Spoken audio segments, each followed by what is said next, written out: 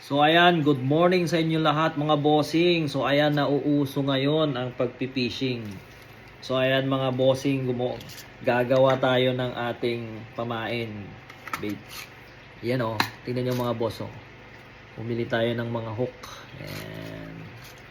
Ayan, may mga hook tayo. Original siya kasi ano siya, Eagle Claw.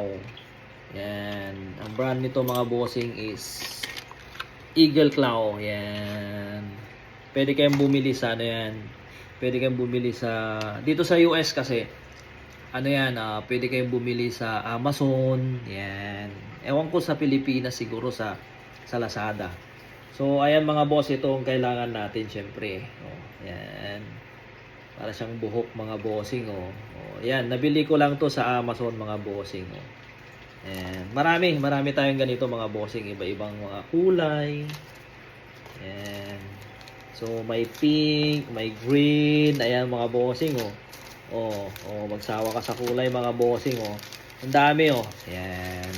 So ayan ang gagawin natin mga bossing, gagawa tayo ng meron pa dito oh. Oh. Colorful mga bossing oh. Gagawa tayo ng pamain natin sa mackerel kasi nakikita natin dun sa LA, maraming mackerel. So eto mga bossing yung ginagawa naming mga matao. Kita nyo mga bossing. So number 1, ritaso ng rubber. Yan. Siyempre, hindi mawawala ang panali. Yan. Ang panali ko is, anong size to? 10 love. 300 yards. Yeah. 10 love siya. So ayan mga bossing, gagawa tayo ngayon. Yan. Papakita ko sa inyo mga bossing kung paano gumawa ng pamain ng mackerel. Yan. So simulan natin mga bossing. Siyempre, yan. Pagsamasamahin nyo lang to mga bossing. Yan. Nakikita nyo ba? Yan. Papakita ko sa inyo. Yan. So, walang kayo ng karampot na piraso mga bossing. Yung saktong-sakto lang. Ayan mga boss. Oh. Ayan. So, ayan siya oh. Pag nasa tubig to mga bossing, para siyang kumiilaw.